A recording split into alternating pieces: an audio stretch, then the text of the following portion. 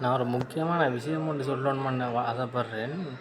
என்ன பிரச்சனைண்டா, love you வேறு, I love you வேறயாம். அது எனக்கு கன்ஃப்யூஷனாக இருக்குது. சத்தியமாக நான் புரியல. மிஸ்டர் ஹவுஸ் கீப்பிங் மூவி மாதிரி போய்கிட்டு இருக்கு லைஃப் இப்போது.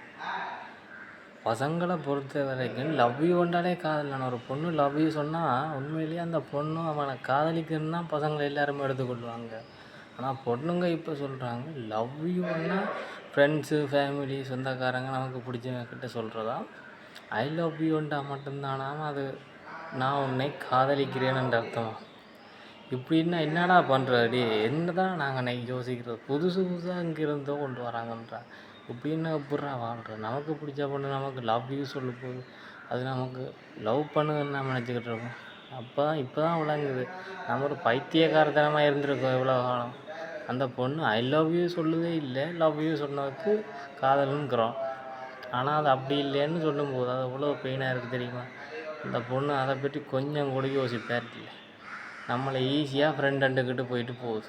ஃப்ரெண்டு மாதிரி எல்லாருக்கும் லவ் யூ தான் சொல்கிறோம். அதே மாதிரி நீயும் ஃப்ரெண்டு, அதெல்லாம் உனக்கு லவ் யூ சொன்னேன், ஐ லவ் யூன்லாம் நீ சொல்லலை.